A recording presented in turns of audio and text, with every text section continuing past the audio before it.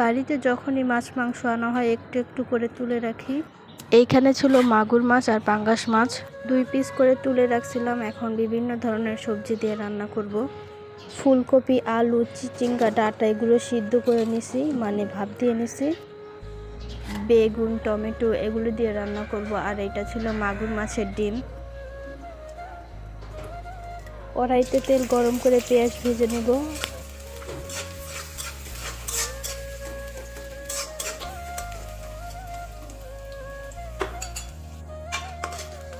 পেঁয়াজটা ভাজা হয়ে গেলে আদা রসুন বাটা দিয়ে দেবো। আমার এখানে আদা রসুন বাটা একসাথেই ছিল।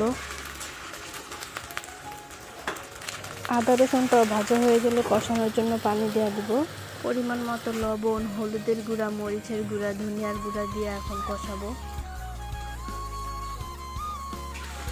যেহেতু বিভিন্ন ধরনের সবজি রান্না করব, তো অল্প অল্প মশলা দিলাম। মশলা ভালোভাবে কষাই নিব। মশলা ভালোভাবে কষানো হয়ে গেলে মাছগুলো দিয়ে দিব। মাছগুলো ভাজবো না, মাছগুলো কষাইয়ে রান্না করব।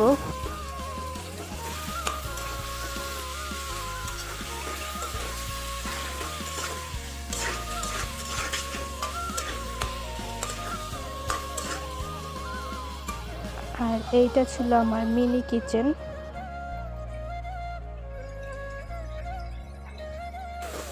মাছগুলো কষানো হয়ে গেলে মাছগুলো তুলে রাখবো।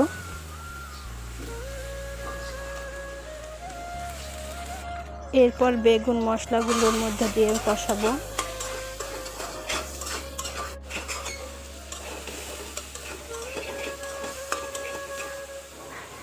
বেগুন ভালোভাবে কষানো হয়ে গেলে সবজিগুলো দিয়ে দিব।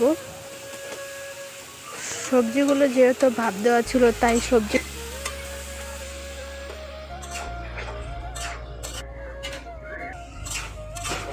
সবজিগুলো একটু কষানো হয়ে গেলে পরিমাণ মতো পানি দিয়ে নেব।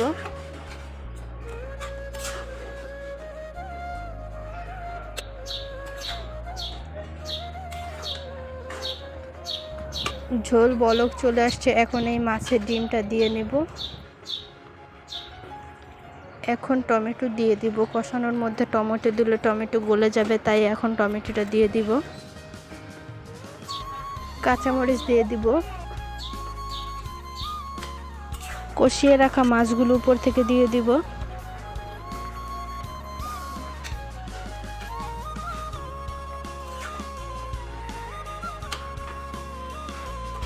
তরকারিটা হতে হতে জিরা ভাজা গুঁড়া করে নেব।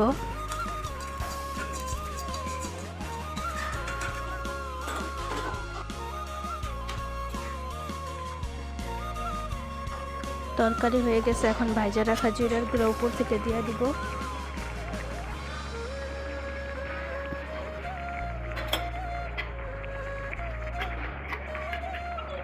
এই তো রান্না শেষ। আর সবজিগুলো সবুজ সবুজ, কতটা সুন্দর লাগতেছে দেখতে। রান্না তো করা শেষ, এখন খাবো।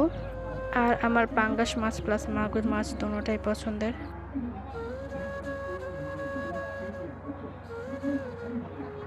এইটা ছিল মাগুর মাছ। তরকারিটা অনেক মজার হয়েছে। এভাবে বিভিন্ন রকমের সবজি রান্না আমি অনেক পছন্দ করি। এইটা ছিল মাছের ডিম।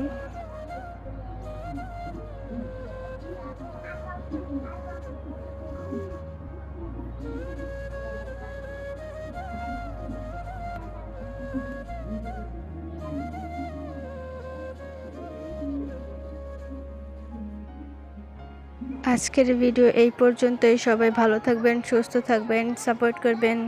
আল্লাহ হাফেজ।